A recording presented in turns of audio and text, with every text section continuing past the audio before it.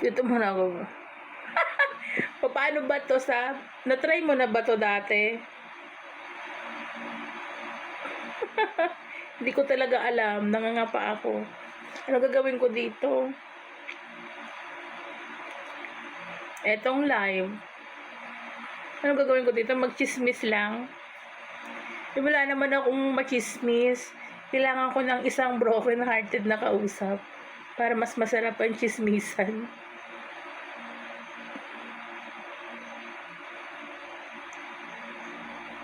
Pakitawag nga si sino ba to? Si Peyton.